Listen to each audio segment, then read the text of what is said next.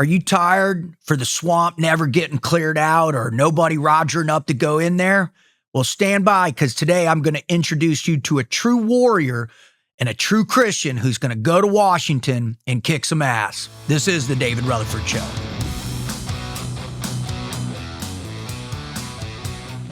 There have been a few times in my life where I have had the opportunity to meet somebody who transforms me. And I'm a part of a culture of transformative men. And all my times in the teams, my times at working for the agency, my times working with elite athletes, I've come across a few, but only one that has been able to, when he speaks, he hits me in my soul. And he hits me in my soul because I always feel as if I can never be redeemed, and that my sin is something that is always going to be an insurmountable option. But when I met this man for the first time at a charity event in Florida, he transformed the way I thought about my faith and I thought about myself. So when I found out that this individual was going to run for the U.S. Senate, you can imagine what my heart felt. And I felt that sense that, oh my God, you are answering my prayers, which is to get somebody that is a deep, firm believer, not only in this country and in the values that I believe in, but more importantly, believe in what the country represents. And that man is Jared Hudson.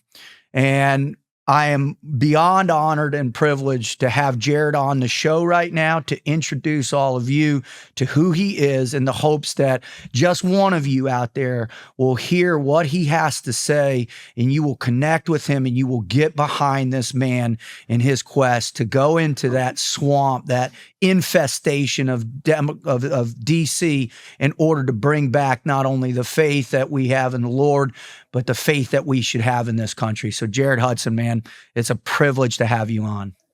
Dave, what's up, brother? Thank you. It's an honor being here with you.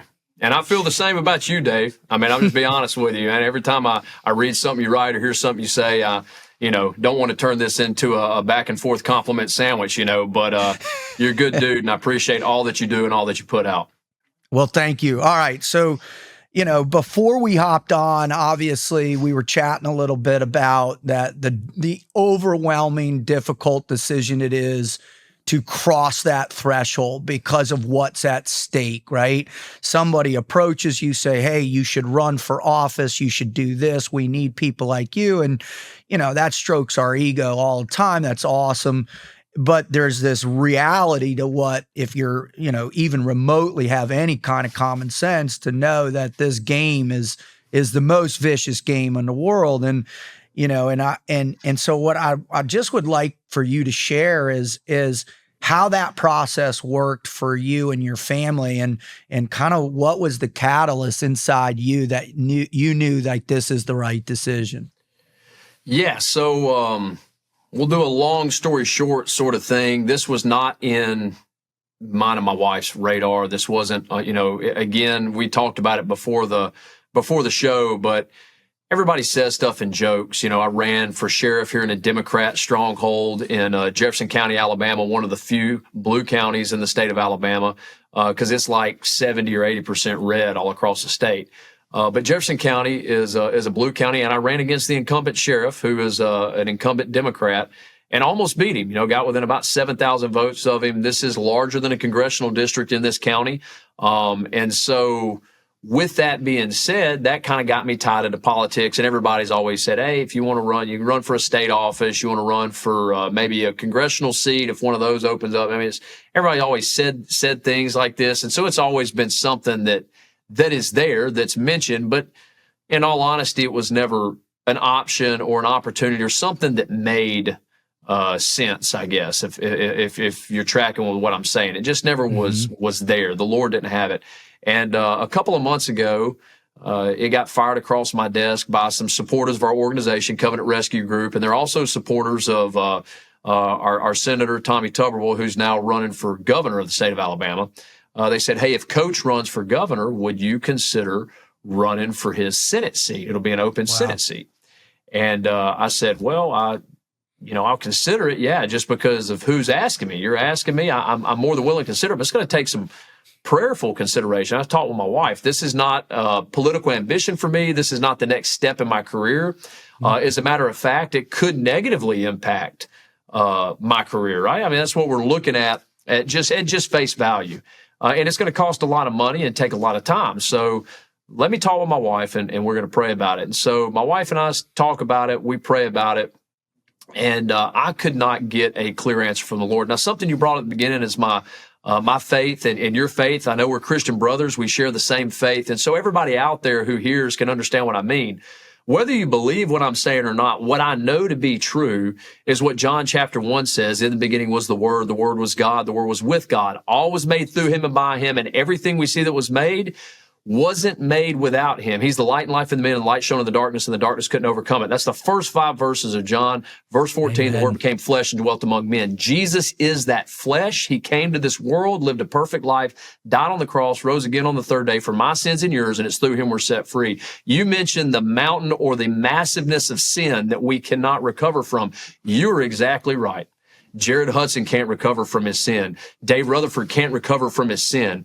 Only Jesus can recover us from our sin, and He did that on the cross. And when He rose and left the tomb, right, the empty tomb shows us that He defeated sin and death. And as a dread warrior, as Jeremiah says, He holds the head of sin and death up before His Father and says, hey, Dad, here it is. I conquered sin and death. And when we're in Him, we are able to conquer the sin that is in our life. That's the most important thing about me.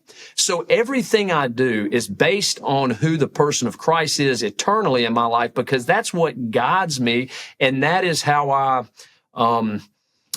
make decisions, right? I pray through those decisions and seek the wisdom of God, because He is the only one who is truly wise. So in those prayer times, that's what I mean by when I say I'm a Christian and I'm seeking the Lord's face. We're believers, and we are praying and seeing, Lord, should we do this? And man, to be honest with you, I could not get a word from the Lord that said, Jared, run for Senate. And that's unusual for me. Normally I'll say, hey, yep, God told me to do this, or He told me not to do this. We're reading His Word, right? Reading the Scripture, praying through it. He's going to speak to you through His Word. I could not get any specific word, but the word I was getting over and over, read the story of Abigail and her husband Nabal, who was an evil man, and David. You can read that story. Anybody wants to look it up. And the wisdom of Abigail. Read another story about the wisdom of the woman who threw out the head, and I forgot who it was running from Joab, throws out the head over the wall, kills the man that ran in, throws it out. And it says that the whole city was delivered because of the wisdom of this woman. And I'm reading these stories, right? Mm-hmm. And I'm like, no, there's no way this is right, God. I can't, I'm not going to ask Lauren. I know she's going to say no anyway, because she says no to everything that isn't a beach vacation, like we talked about, right? hey, Lauren, pray about going to the beach. And she said, oh, no, we don't need to pray about it. That's exactly what we need to do, right? So this is one of those things where it's like, okay, it's an honor to even be asked or considered to do this. That is Jared Hudson, right? And coming out, he's like, wow, this is an honor to be asked to do this. But God kept saying, ask your wife and do what she says. And my fear was she would say, we don't even need to look at it. No, absolutely not. That's what I thought she would say. And after 3 days of not talking about it, just praying separately, we came together and said, hey, Lauren, what do you think? The word I keep getting is talk with you. And she said, I'm apprehensive to say this because I believe I know what it's going to cost us, but it's going to cost us our life here, which we still live here in Alabama, but I'm going to have to go to DC if we win this thing and it all goes through. She knew it was going to cost us on the campaign. She said, I think this is what we're supposed to do. Wow. And that kind of surprised me. And that's when I really started saying, okay, Lord, what do you think? One thing I didn't tell you, as I started walking through doors that were opened up and going through the green lights don't always mean it's God telling you to do something. And right. Red lights don't always mean it's God telling you to stop, right? So you have to be discerning in that process. And so I've got green lights, but I'm still like, I'm just not sure my wife is okay with this. This is already weird. Who is this woman I'm married to? Sort of thing, right? So as we're walking through it, about 4 weeks into this process, maybe 6 weeks into it, I call my granddaddy and ask him, and I talked with my dad. He said, you know who you could ask who's going to definitely tell you what the Holy Spirit's saying? Your granddaddy. My granddaddy, a very solid Christ-following man. He's 85 years old. He says, yeah, I don't have enough energy to do a big garden like I always do. Do like 7 acres of garden every year.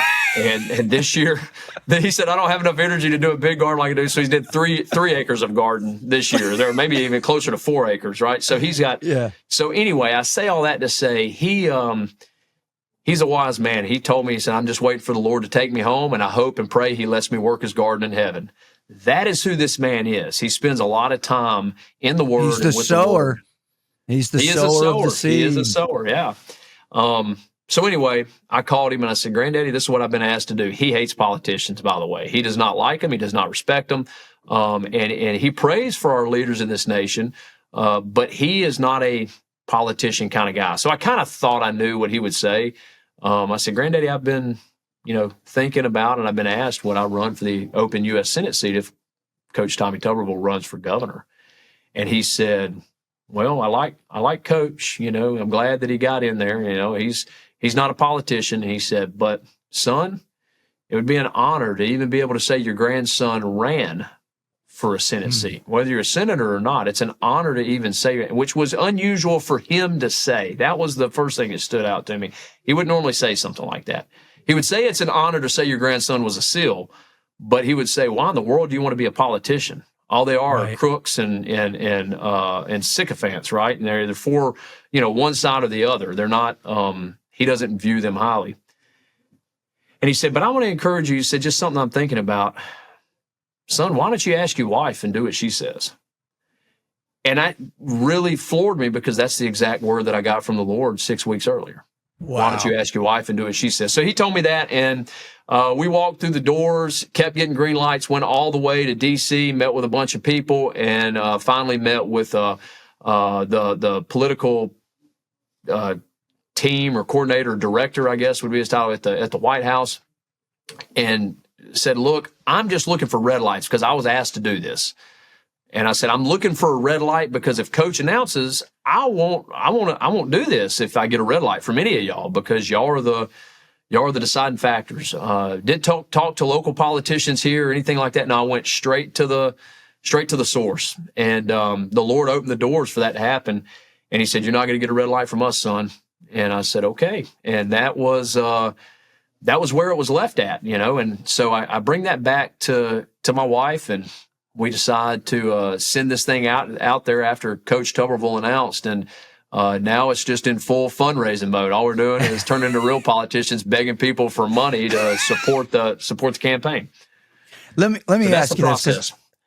That first off, thank you for being so honest with the intimacy of that process, and that's one of the things that I think I most admire about our friendship and who you are as a man, is that you're so comfortable with who you are and how you make your decisions through the Word and through the love of your family and the people that you really care deeply for in your life. But, obviously it's going to have a profound impact on them. How are you preparing for that impact? What are you going to do to protect your children? What are you going to do? And let's just say, and I'm not even talking about getting into office. We'll talk about that in a second. What are you going to do to protect your family in this crazy endeavor that you're going down, this new op in your life? Right. Yeah. And that's what, and Eli Crane said that. He said, hey man, this thing, he said, he said, you win it, it'll be great. And he said, but even campaigning, he said, it's like a deployment where you don't get to shoot anybody in the face, which, for us team guys, that's no fun. We want to shoot bad guys in the face. Now you're just out here talking, I'm a freaking keyboard warrior over here behind a desk, like an attorney or something. So, with that being said, prayer, man. Thank you for listening to the show. Sorry for the interruption, but I got to give a shout out to one of our core sponsors, and that's Firecracker Farm. this family-owned business, my good friend Alex and his family put love and care into growing these peppers that they mix together in their Three Kings technology, right? And that's what I love about it, right? It's we're doing ghost peppers, reaper peppers, and scorpion peppers that they distill down and they fuse into salt. And what do you do with that? You put that beautiful spicy salt on your food, right? Get rid of all those Tabasco sauces and all the other hot sauces out there. Get rid of that. Drop that spicy salt on your eggs and on your meat and kick up your taste buds, right? I use it every day on my eggs and on my meat when I have steak. You will love this, not only because it's made with unbelievable heart and care from this family-owned business, but more so because it tastes fantastic, right? Go ahead and visit firecracker.farm. Type in your promo code of RUT15, that's Romeo Uniform Tango 15, to get your discount and spice up your life with Firecracker Farms. Booyah. It starts with praying. I've been spending, I will tell you, the turmoil that this has created, just announcing, which isn't, it's not like anything bad's happened, but it's just a stressful thing, running a business, running a nonprofit. I'm not coming from a point in the government because I'm not a career politician where they collect a paycheck being in the government and they get to go out and campaign while they collect that paycheck and don't have to do their job. I'm still having to do my job. I'm still having to run both Covenant Rescue Group and the Shooting Institute as we're working through this. So it's a lot of time away. And so it requires a lot of prayer. My wife is a super strong lady. She's unbelievably rooted in the Lord, and what she does with what she does with our kids, she does an amazing job. Will just leave it at that. And so having her as my partner, as my helper, as Genesis talks about, that I think is the next key piece for us. One of the biggest things, we've been married since we were young. I think she was 19 when we got married, and we were 18 when we started dating. I was like 21.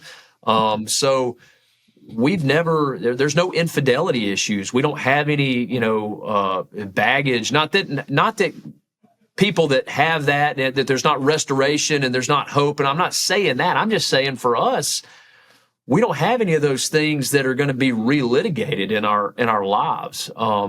We're just a regular, Alabama Christian couple who was in the military. I was in the SEAL teams, did deployments, lost buddies, and then got out of the military after a short time comparatively to most people. I was only on an 8-year contract, right? Like 6.5 years active, and then your 2 years or your year and a half IRR as I went through a medical process. So we did that part of our life, and now we've run a small business. I'm a law enforcement officer, so we're just regular folks. We're not the political elite. We're not people who have a lot of scandals.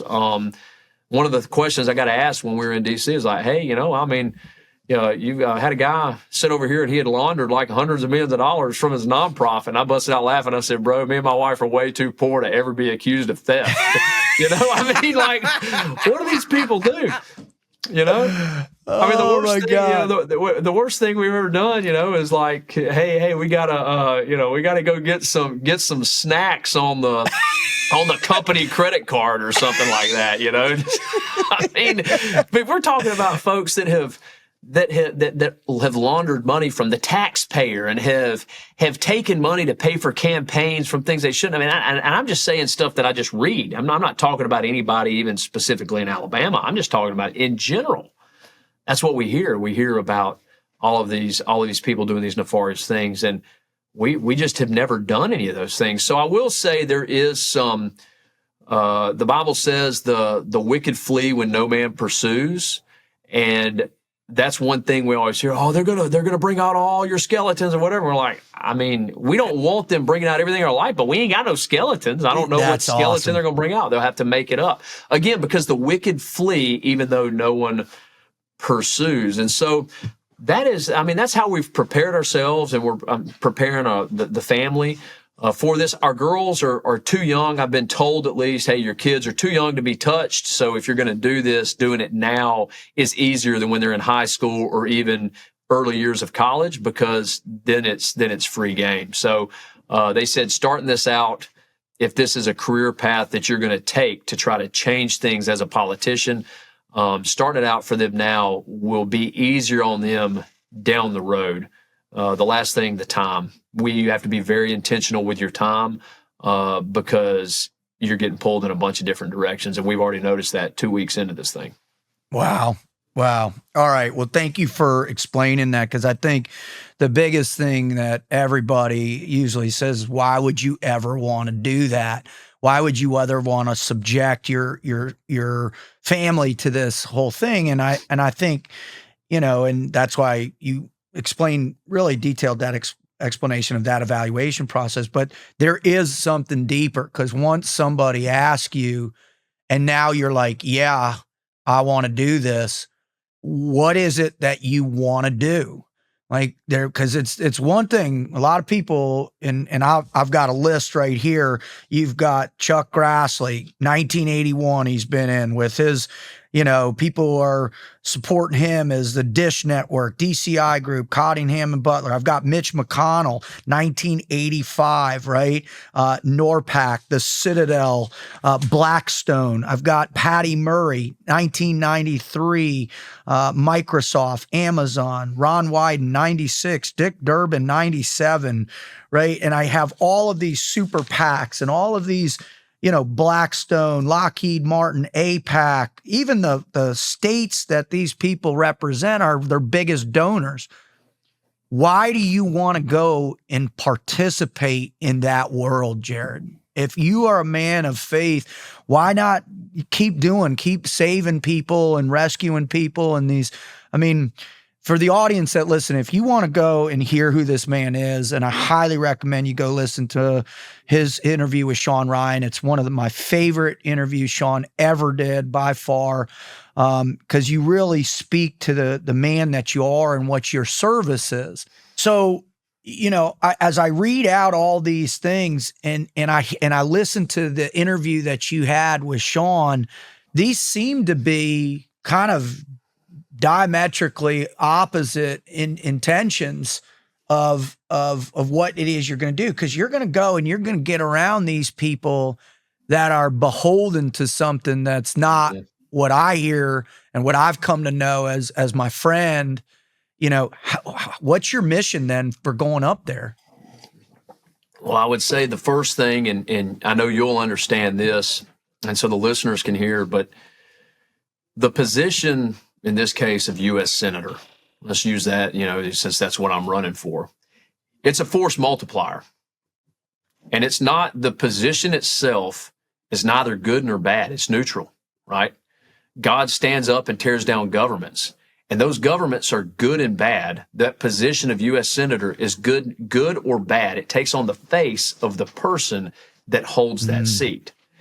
So it can either be a force multiplier for good, or it can be a force multiplier for bad. One of the two. The force multiplier that this is can be for good or bad, but the important thing for us to understand, by force multiplier, what I mean is it's a machine gun. Machine gun in the SEAL teams is a force multiplier. You can give one SEAL a machine gun, and he's now like 4 SEALs with an M4, right? Now, it doesn't mean we don't want those 4 SEALs with M4s. It just means this guy can get a little more done in a good way for our small unit. If you give a bad guy a machine gun, one bad guy with a machine gun can negatively impact an entire unit of Navy SEALs. And we've seen it. See it at CQB in a hallway, right? And so do you want a good guy with a machine gun, or do you want a bad guy with a machine gun?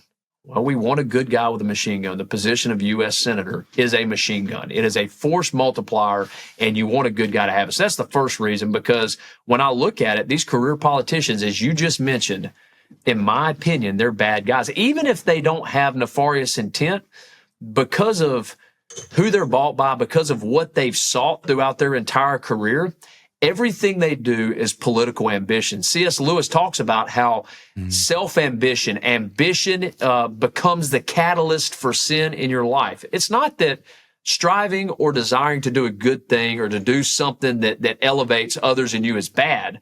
But when it becomes ambition that's in your own heart, that's where it can become bad. And I think for most of these individuals that you named, that's where they're at. That's why they're up there till they're in their 80s or 90s. And for me, just at the surface level, this is not ambition. It's truly service. I mean, you know me. I mean, we've worked together enough. You see what we do. It is really a heart of service. I don't want to go to Washington, D.C. every day, but what I do want to do is be a representative for the people, in this case of the state of Alabama, because the preamble to the Constitution says, we the people. And as a U.S. Senator, I'm supposed to go to D.C. on behalf of the people so that I can bring the issues of Alabamians, the issues of Americans, to the Capitol at Washington, D.C., and make sure that those issues are effectively dealt with as best we can, right? Because it's never going to be perfect, and everybody's not always going to be happy. But we deal with the issues of we the people at the Capitol to hopefully get some restitution and restoration to any problems that exist and continue to elevate this country, and in my case, the state of Alabama. And we do that at the Capitol, and we don't bring all of that stupidity at the Capitol back to we the people or the citizens of the state of Alabama. And too many times we see it the other way around. So that would be the first thing is I'm not going to be here forever. And if I don't do something now, who are we going to have in there that's going to be in there until they're Mitch McConnell's age, that are going to continue to bring all of the stupidity to D.C., back here to Alabama, bring it back to my daughters, their future husbands, my future grandkids, and it's a never-ending cycle. We might not even make it that long, right? I mean, I will say the Trump administration has done a great job in their first presidency of trying to turn the ship around that was cruising for, we're not even cruising. It was a sinking ship, right? We're going underwater. They did the best they could. Then the Biden administration, man, they put it on steroids. Let's sink this ship as fast as we can, the ship of the United States of America. And I believe the Trump administration is doing the best they can to bail water and get this thing floating again. And for me, I would be a fool if I didn't at least have the opportunity. If I had the opportunity, I didn't at least step in and try to help. I might not be able to forgive myself depending on what we see 20 years down the road. Well, I I don't know if it's a appreciate long that. answer. I'm sorry, but that's one. No, it's the context, man. People need to understand why you're doing this. And I think the hardest thing is as you continue to drill down on the nuance of what those issues are, can you articulate what the issues are for people from Alabama right now? What are they concerned? Yeah. What's your polling saying? What are the people that because I know, man, if I know you are on the phone, you are talking to those people and asking them what they believe. So what are those issues that you want to tackle when you get up to D.C.? Man, I appreciate you asking that question. I was on a 40-minute phone call today with a guy named Jim Weaver. Great dude, super smart dude. He's a partner in one of the largest businesses in Alabama. I believe if they're not multi-billion dollar yet, they're at hundreds of millions, like 900 million. They're close to $1 billion. He's part of a massive business and a partner in it. And one of the things that he was talking to me about is, the economics of the big, beautiful bill, right? And his concerns with that. On the other side of that, now he has worked hard to get where he is, but he's in the thing of, hey, we can't print any more money because it doesn't matter if you have wheelbarrowfuls of money. It doesn't matter what kind of tax breaks you get, but that's where he's at. On the other side of the issue, because of who I am, I'm just a regular guy, makes, $130,000 a year, just that regular dude that we make a good living, man. I can't complain. But my wife doesn't work. She stays at home with the kids. And that's honestly about what it requires to live in our world nowadays, 90 to 130K a year for a family like ours. And it's either two people in the household working or one person in the household working. And praise God that I'm able to work so that my wife can take care of her kids. We're regular folks. And when I look at it, I say, well, I understand that, but I do know if these tax cuts expire and it goes up 5% from what we're already paying, that's going to negatively impact us right now in the moment. So we're in a conundrum. Honestly, I mean, you were exactly right. 5-10 years down the road, if the dollar continues to be devalued because we're printing money, that's a problem. Next year, if these Trump tax cuts expire, they might not go up 65 or 70% or whatever the stuff I've been hearing, people saying, or it might not go up like that, but it's going to go up 5%. And it's already hard enough as it is. That's right. And so those are the issues that regular everyday people are talking about, whether you're in the wealthy class or whether you're in the middle class, where I sit, or whether you're in a class even lower than the middle class. I have plenty of friends that go to church with us that would be considered poverty level. Sheriff's deputies here starting out making, sheriff's office where I volunteer at and I'm sworn at, they're starting out guys at $18 to $20 an hour there. Oh.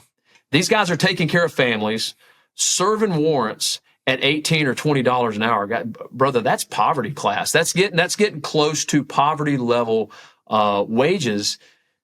These guys are impacted not by the dollar being devalued because we're printing more. These guys are getting impacted simply by their taxes going up. And so now this is just a big, beautiful bill, and this is just one part of it. So asking Alabamians and asking people across a wide spectrum of voter here, man, it's a conundrum. It's kind of like, hell, we're danged if we do, danged if we don't sort of thing. And trying to figure out what is the best fit for that, because you can either no more government spending. I think we got to decrease the size of government, period. I love what DOGE has done. I love the cutting out of the bureaucracy. At the same time, we got to make sure that for the regular everyday person, most people who don't have a nest egg, who don't have a savings that they can lean on, are still not being burdened by tax, tax hikes or tax increases, because inflation's going to hurt them. But what's going to hurt them in this moment is having to pay taxes on the tips that I make, right? So what's the best of both worlds? I don't know. I would say the biggest thing that I found out in all this, everything we hear about this bill that's going through is all opinion. It's all hearsay. I can't find the bill to actually read the entire bill. I can't find it anywhere. I don't know if maybe somebody could tell us where we could access this. I haven't been able to get anybody to find it for me. I found pieces of it that people have talked about, but that is one of the biggest issues that I see, is that you have a 1,500 page or a 1,300 page bill. There ain't a single one of them senators or congressmen that are up there. And I've got a lot of them that I'm friends with. There ain't a single one of them that have read it all. You can't read it all. That number one is a problem, because everybody is Proverbs 19:2, zeal without knowledge causes you to miss the mark. Mm-hmm. A lot of people are zealous over one specific point, but they don't actually know all of the other points that are in it. So I would say that's probably one of the biggest things I've been talking about that I would like to change. Hey, how can we have legislation that the actual legislator can read, can read and vote on? Well, last year alone, man, several congressmen put forth bills to say, all right, we're no more giant bills. We're going to vote on individual issues one at a time. But they won't even bring this stuff to votes in the House, much less it going to the Senate. And I saw a response last week on X that essentially people were saying that even if they tried to codify all the DOGE cuts, the majority of Senate won't even touch it. They won't even bring it to a vote. And so you're going to go into this quagmire where they're just entrenched and they know they can outweight Trump. They know they can outweight whoever, especially if they're in these districts or states where it's not even a second thought. Mitch McConnell, right? Nobody's going to have the campaign to run against him or has the courage or whatever. So they just sit in these places and just wait till that senior leadership. Yeah. What is your approach? I'm sorry, last little piece. What is your approach when you go up there? Because one, you got to work with these people. But two, you've got to call them out and you've got to be able to bring these things, if not, and we always joke in our world, right? We're not the infantry. We're not we're not the Marine Corps. But what we are is we're going to punch you in the face and get that thing bleeding and set you up for the downfall. And so what are you going to do to go up there and bring that warrior mindset to DC specifically? Yeah, well, I would say the first thing, and you kind of mentioned it, right? Hey, they're not going to bring in they're not going to codify any of this stuff, any of these DOGE cuts, right? Now, I am a firm believer. I'm not a go along to get along kind of guy, but we were team guys. We do have to figure out how to work to complete the mission, right? Mm-hmm. And so what is the mission? Well, right now the mission is, the House and the Senate working together with the executive branch to hopefully get something done that positively impacts the American people, but also doesn't just positively impact them in this moment, that doesn't terribly negatively impact us down the road. Guess what? Because of a lot of the guys you mentioned, and because of 30, maybe even 40 years, I don't know, maybe it could be as long as I've been alive, or maybe longer than that for that matter, of bad policies and bad choices. It's like when the water boy, your chickens are coming home to roost, Bobby Boucher. Our chickens are coming home to roost, brother. So we're in a bad situation no matter what we do. And it might be that you get up there. It might be that I get up and I say, hey, why don't we want to codify these things? Okay, once again, apologize for the interruption with the incredible interview with Jared Hudson. But what I want to do is I just want to promote where you can go to support his campaign. So the first place is HudsonForAlabama.com. That's their website where you can see all different types of information there, and you can donate specifically, right? And you can donate in 3 capacities, right? First, you can one person can give $3,500 for his primary election. You can give $3,500 for the general election, and then you can give another $3,500 if you have to spend a runoff. All right. And you can either donate online at that HudsonForAlabama.com, or you can make checks out to Hudson for Alabama, and that's P.O. Box 100, Gardendale, Alabama, 35071. That's Hudson for Alabama, P.O. Box 100, Gardendale, Alabama, 35071. And those are checks, and make them payable to Hudson for Alabama. The other one you can reach out to is Alabama. That's his super PAC, which is Alabama Conservatives. It's not his super PAC, but it's a super PAC that supports him. It's illegal to have super PACs connected to you, but they support and want to support Jared in this capacity. So check out Alabama Conservatives. Again, please, I have never tried to support or raise support for any political affiliate openly or publicly before, but this is how much I truly believe in Jared Hudson and the impact that he's going to make in the Senate, in the U.S. Senate, once he becomes senator for the great state of Alabama. Thank you.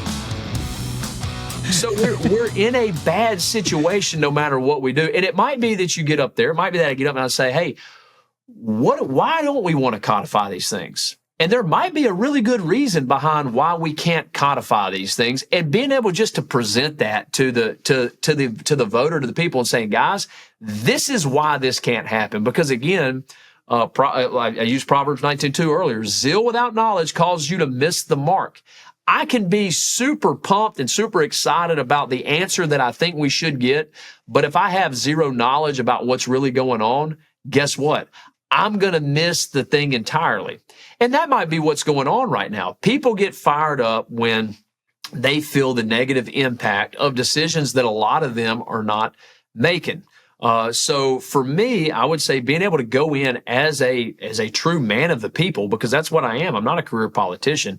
As somebody who's not bought and paid for by lobbyists and a lot of these other individuals that are career politicians, are bought and paid for by a lot of the different lobbying firms and corporations you talked about, getting up there and saying, hey, we the people want to know, but also not being that one guy who is up there screaming and pitching a fit. It's a bunch of symbolism without substance. And it's like all this dude ever does is scream and cry and say, collusion, dirty dossier, all of the crap we've heard over all the years from all these media talking heads and some politicians. That doesn't get anything done either. You're just a crybaby is all you are. Understanding how can we effectively work to actually get something done that's going to positively impact my kids, your kids, our community, in our case, the state of Alabama, and ultimately the United States of America. And when the United States of America is doing well, the world for that matter. The one thing I would say, I don't have all the answers to everything or what I would do in a certain situation because I'm not in that situation. I've never been in the same fist fight or the same gunfight twice. But I do understand the basics of fist fighting and gunfighting, and I can apply those basics to wherever I'm at. It's the same thing with getting into the position of a U.S. Senator. It's going to be different each and every time. What I do know is this: the Trump administration, when he came in, when he won the 2016 election, excuse me, and we had 4 years of Trump, one thing I do know, my company was doing a whole lot better then than it is now. Life was a whole lot easier then than it is now. Not because money solves all problems, but everybody will say, the Bible says that the money's the root of all evil. No, it says that money's the root of all kinds of evil, number one. But number two, in Ecclesiastes, it also says that money solves a multitude of problems. And I can tell you, we had better cash flow as a business. This is just me, my family, when Trump was in, than we do now after 4 years of Biden. And I can tell you this much: I'm going to take a hard look at what Donald Trump is saying and doing, because guess what? He's already proven once that he can fix the problems that were created by a bunch of politicians. And if he's saying again, hey, I really think this is how we fix these problems, I'm going to give a hard look at what he's saying and say, you know what, I kind of trust what he's saying a little bit more than anybody else, because he's been the only one that's been able to fix it so far, or at least set the course straight where it hasn't impacted me and the people around me. That's just my front end take. And that's not being a Trump sycophant either. That's just being somebody who's looked at it and said, this dude said he would go up here and fight for us, and he didn't take any money to do it. He didn't gain anything. Yeah, I mean, he's truly being a patriot. He didn't gain anything in going and doing this. And now he's saying again, this is what we need to do. I'm gonna lean on his wisdom in those things, because he's proven to be right already. I believe he'll probably prove himself to be right again. Well, that's, for me, that was everything. I mean, I'm friends with people, that were participating in his original campaign, that are good friends with him, that were business partners with him for a long time. And the one thing they always say is, a guy that has a $25 million legal bill every single month and has had every single thing thrown at him, from every type of indictment, every type of this, tried an assassination attempt twice. To me, that's the guy that they don't want up there, right? Exactly. I mean, you're hitting the nail on the head, and it's like the tariff stuff. Got a lot of buddies. It hurt our business. Got a lot of buddies that say, yeah, man, we're feeling it. A lot of buddies that are farmers that said, we're feeling the tariffs issues. But they said, we understand why it's got to happen. It's kind of like doing squats when you work out, right? When you do squats, they're absolutely terrible. Doing squats is no fun. But guess what? If I do squats for 3 weeks, I'm going to build my legs. I'm going to get better. That friction creates a level of strength, right? And that's what we're trying to do. The friction creating a level of strength in us economically, I think, is what we see taking place right now. It's not always going to be easy. And that's what everybody wants. Everybody wants to push the button and it be an easy fix. We live in a microwave society. That's not going to work, y'all. I'm not going to be able to go to D.C. and push a button and all of a sudden microwave something as a U.S. Senator and say, oh, yep, it's all fixed. It's better. But what we can do is, one, make it to where we can breathe a little bit now. And I believe the Trump administration is trying to do that. And I believe that is their aim, their heart, their goal. And I believe that they'll be successful in it, because they've already been successful in it once before.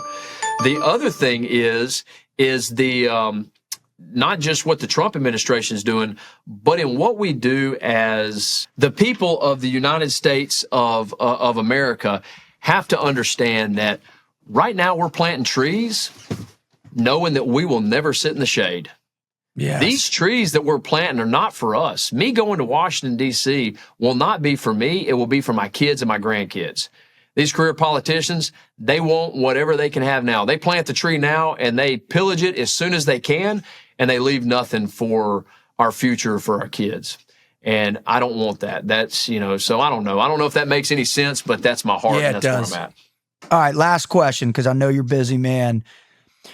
How are you going to select the people that you have on your team, and how are you going to guarantee that the people of Alabama, that you're not going to be corrupted, that you're not going to get up there and have these PACs, these lobby firms come at you with insane amount of temptation.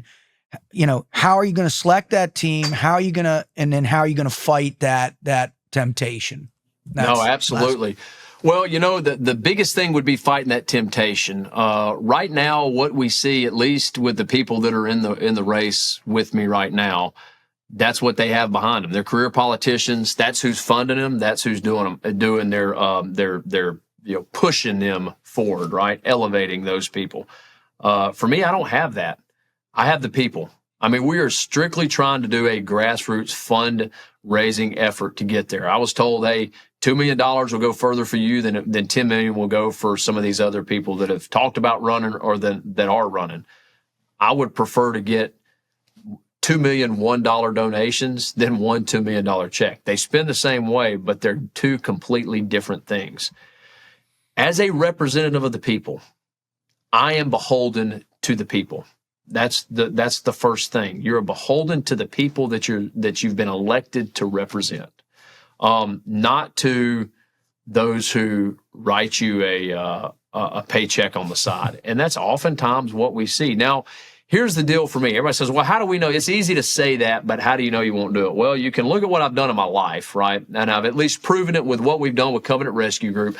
I've been offered a lot of money to do a lot of things that somebody shouldn't do. Did that make sense? And Yes. I haven't taken it yet. That's all I can say. The other thing is I answer to God. When I die, I'm not going to stand before God and he says, why should I let you into my heaven? Well, Dave Rutherford told me this. That's not going to be good enough, right?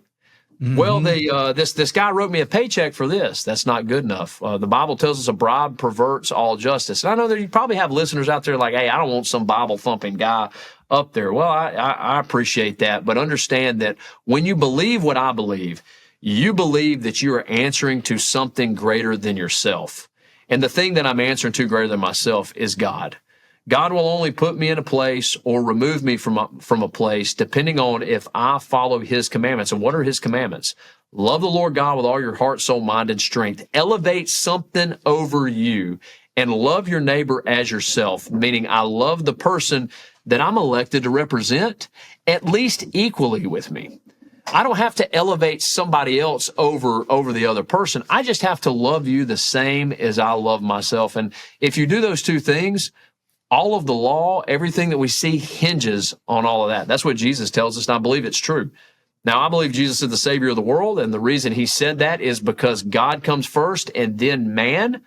However, let's say you don't believe that. I think you can agree with those principles. There's something more important than Jared Hudson, and at a minimum, I can put you on the same playing field as me. Most of these people that are political elites, they think that they're the kings and queens of this country. They are not. You are the king and the queen of this country. You're the king and queen, in my case, of the state of Alabama. You, the voter. We, the people, are the kings and queens, and we cast our vote to elect a representative, an official, who's going to carry out our will. The will of the people. And what is the will of the people? Well, it should be that everybody has their constitutional rights upheld and protected that are not given to us by government, but that are given to us by God and that are codified in the U.S. Constitution, in particular, the Bill of Rights, the first 10 amendments of the U.S. Constitution. So that's what I intend to go do. That's what I seek to do. And I think if you hold to that, hold to God, hold to the Constitution, hold to upholding the will of the people, right? Not the whims of the people. Those are two different things, but the will of the people, then I believe that we can have a positive impact. And that's how you keep from being bribed into wickedness and you uphold truth and justice. Amen. All right, Jared, where can people follow you? Where can they donate to you? How can they volunteer to create the army that, or in our case, right, the Navy, to support you and your quest to get up there and do what you just said you're going to do for the people? Yeah, man. So if they go to hudsonforalabama.com, you can follow us there, follow what we're doing on social media. You can click on the donate link and donate if you're financially able to donate. We need all of the financial support we can get because I don't want to be one of those people who a lobbyist firm comes to and says, hey, we want to put $10 million in the super PAC to supporting you, right? You don't want that, right? You don't want to be bought out. Well, how do you do that? A grassroots movement. It's got to be a movement of the people. If you want to volunteer, if you have the ability to volunteer, right now we're in strict fundraising mode. But as we get on into this campaign and get closer to the May primary in the state of Alabama, the May 2026 primary, we will make sure that we reach back out. If you send us a message and say, hey, I can volunteer to knock doors, pick up phones, call people, put out signs, whatever it is, we'll make sure that you're contacted when that time comes. Because right now it's fundraising, it's getting ready for the fight. And then the next step of the fight will be full-on campaign mode. It's going to be a battle. It's going to be a battle against the political elite, against those who have political ambitions, those career politicians, and truly a movement of we the people. And that's why it takes a warrior to do it, and you're a fellow warrior, right? And so make sure that people know that's exactly what I am. I am a warrior, I am a fighter, and I intend to fight on behalf of the people. Sign up and fight alongside us. Amen. Jared Hudson, brother, it's just such an honor. And again, it's an inspiration, not only for my faith in that America has hope and that my children and their children are going to have some shade to appreciate the beauty of what our God-given rights are, but more importantly, that someone who has the faith that you do in the Lord is going to go up there and represent us in that capacity. So God bless you, brother, behind you. Thank you, Dave. I appreciate it, brother.